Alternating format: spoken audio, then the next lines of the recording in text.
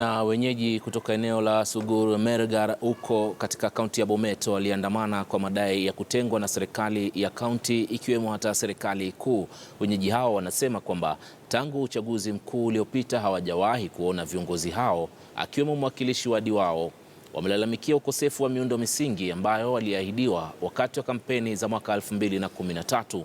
Vilevile wameikejeli serikali ya kaunti hiyo wakisema wako radhi hata kuhamishwa kaunti jirani ya Narok ikiwa mambo yatabaki namna yalivyo sasa.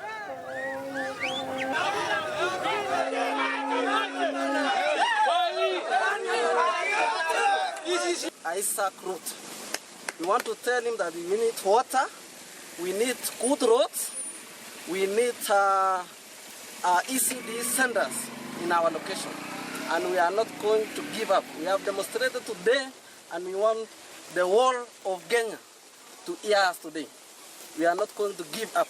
Shida kubwa sana ile tunalia. Kuna watu wameandikwa kwake ye mwenyewe.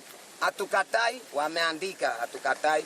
Tukiita ye mwenyewe akuje, anatumania sisi hao watu wake, anakuja anatufunga tu na sisi tunalia. Hapa hatuna maji.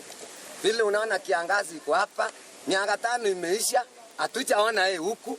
Tukisema akuje, yeye anatuletea watu kutoka kila upande ile. Fanya diploma na ukiuliza utapitia wapi ndio upate kazi, unaambiwa ati mpaka ujue kama. Na sasa mtu kama mimi nitapitia wapi? And we given another the county zero number 48. Yeah. Yes.